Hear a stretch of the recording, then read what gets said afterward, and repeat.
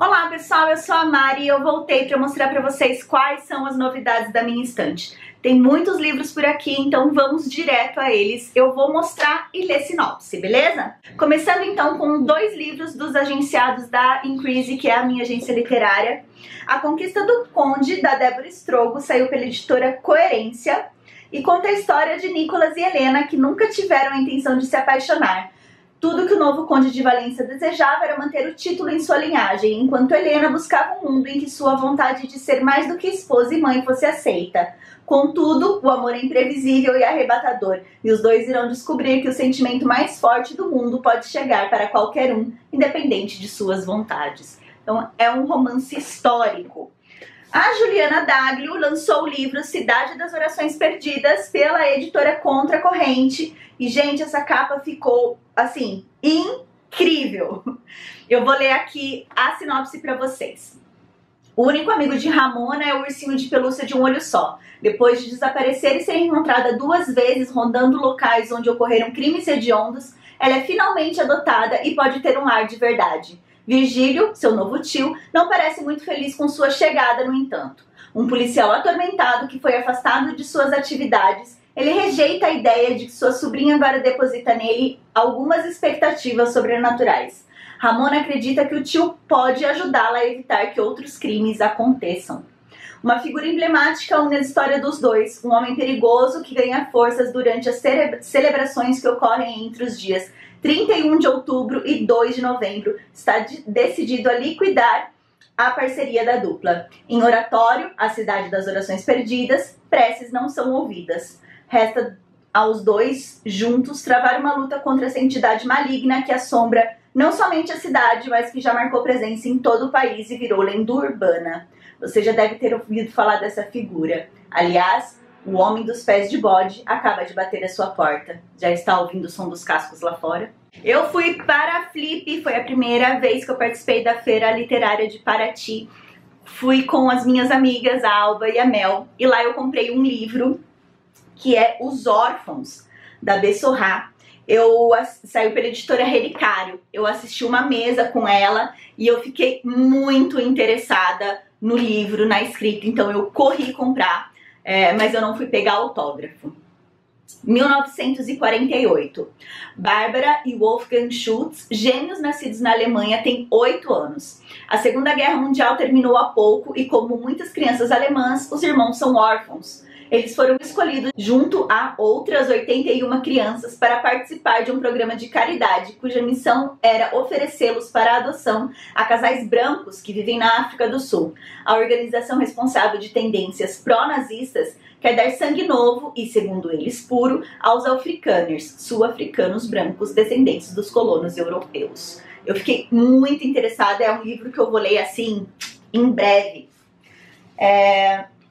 Eu recebi o livro O Jovem, da Annie Ernaux, que é o último lançamento da escritora aqui no Brasil, ganhadora do Prêmio Nobel. Ela também esteve na Flip.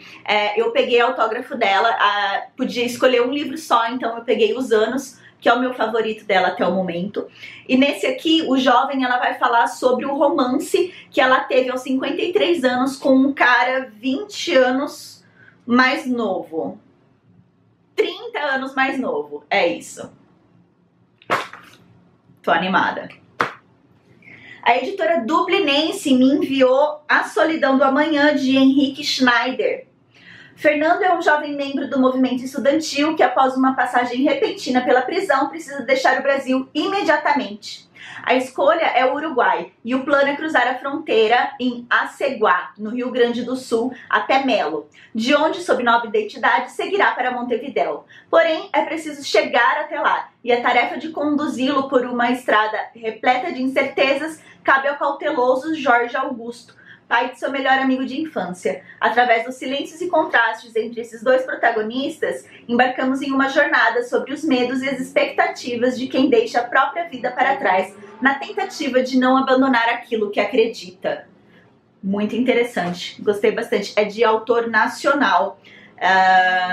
O Henrique Schneider nasceu em Novo Hamburgo. O outro lançamento é Moçambique com Z de Zarolho, de Manuel Mutimucuyo. Na esperança de melhorar sua posição no cenário capitalista global, o governo de Moçambique adota uma medida extrema: instituir o inglês como idioma oficial e deixar para trás tanto seus dialetos locais quanto a língua portuguesa imposta pelo ex-colonizador. Só que essa mudança tão abrupta terá diversos impactos na vida dos cidadãos, como Dzassi, político que votou contra a mudança, mas agora se vê buscando favores de seus adversários na busca por uma bolsa de estudos para o filho em Londres. E Rolo, seu empregado doméstico que vê todos os seus cambaleantes esforços de ascensão social através do estudo do português serem frustrados de uma hora para outra. Diante desses e outros tragicômicos reflexos da nova lei, ecoa a pergunta: que lugar tem aqueles que não dominam a língua dos poderosos? Eu gosto muito de livros que têm como enredo a linguagem, e esse daqui parece ser incrível. Da editora Companhia das Letras, eu recebi Resposta à Pergunta: o que é esclarecimento e outros textos, de Immanuel Kant. Gente, eu sei quase nada de filosofia e se vocês conhecem Immanuel Kant, me digam se esse é um bom livro para começar a ler esse autor, porque eu não sei assim qual o nível de conhecimento pré-requerido para este livro aqui. Em resposta à pergunta o que é esclarecimento, Kant trabalha com a noção de que o ser humano só se constitui por meio do conhecimento. Já em A Ideia de uma História Universal em Perspectiva Cosmopolita, tido por muitos como seu texto mais acessível ao público leigo, o autor deu pontapé inicial à filosofia da história alemã. Parece que eu tenho minha resposta então, né? Acho que dá para começar a ler Kant por esse livro aqui. Por fim, sobre a paz perpétua, um projeto filosófico, Kant reflete com incrível contemporaneidade acerca dos riscos dos estados modernos serem transformados em máquinas de guerra. Reunião dos 3 mais conhecidos textos do filósofo alemão, este volume é uma porta de entrada para o pensamento de um dos mais importantes intelectuais do século XVIII. A editora Trama me enviou seus lançamentos, começando com A Causa da Morte, de Kate London, um livro que inspirou a série de TV inglesa The Tower. Aqui está a capa. Um expediente policial e uma adolescente despencam para a morte do alto de um prédio em Londres. Na cobertura do edifício, um menino de 5 anos é consolado pela policial novata Lizzie Griffiths e poucas horas depois desaparece sem deixar rastros. Resta a detetive Sarah Collins a missão de descobrir a verdade sobre essas mortes terríveis e uma investigação que levará o coração sombrio da polícia metropolitana e trará à superfície os contrastes cruéis das grandes cidades. A Garota Roubada, de Tess Stimson. Alex sabe que sua filha de 3 anos jamais andaria sozinha em um lugar estranho. Então, quando Lori simplesmente desaparece de um idílico casamento na praia, Alex só consegue pensar no pior. A busca pela menina rapidamente atinge proporção mundial, mas não se demora muito para que as suspeitas recaiam sobre sua mãe. Afinal, o que ela estava fazendo quando Lori desapareceu? Porque não estava tomando conta dela? Alex sabe que não é perfeita, mas ama sua filha mais que tudo. E agora que tem todos os olhos voltados para si, ela teme que nunca descubram a verdade, a menos que resolva esse mistério por conta própria. Onde está Lori Martini? Será que ela ainda vai voltar para casa? E o último lançamento deles é A Raiz do Mal, de Tove Austerdahl. Já se passaram mais de 20 anos desde que Olaf foi embora de Adeline. Quando enfim ele volta para a casa de sua família, imediatamente descobre que algo está errado. A chave da porta da frente escondida sob uma pedra ainda está no mesmo lugar. Lá dentro, um cachorro em pânico, um fedor terrível e água inundando o chão. No andar de cima, embaixo do chuveiro ligado, o pai com quem Olaf não conversava havia décadas está morto. Para a assistente de polícia Eira Zodin, a investigação dessa morte suspeita desenterra pesadelos há muito esquecidos. Ela tinha apenas 9 anos quando Olaf, então com 14, confessou ter assassinado uma adolescente na região. O caso deixou uma marca na memória coletiva da cidade, uma ferida que nunca cicatrizou e tingiu de medo a infância de Eira. Agora esse temido personagem está de volta e a policial finalmente tem a chance não apenas de enfrentar seus próprios fantasmas, mas também de chegar à raiz do mal que tem rondado toda a comunidade por tanto tempo. Esse daqui me interessou demais, esse enredo parece ser assim, incrível. A autora Melissa Soares me enviou o seu livro Travessências, ela enviou com marcador e autografado, tá? Contracapa. Saiu pela editora Patois. É um livro de contos e aqui atrás tem uma frase que eu achei maravilhosa.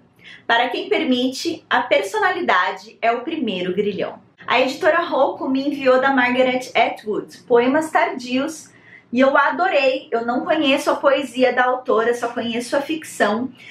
E aqui no release diz que são poemas que foram escritos, revisitados e revisados entre 2008 e 2019. Então em breve ele vai começar a aparecer nos meus stories lá no Instagram, no Café com Poesia.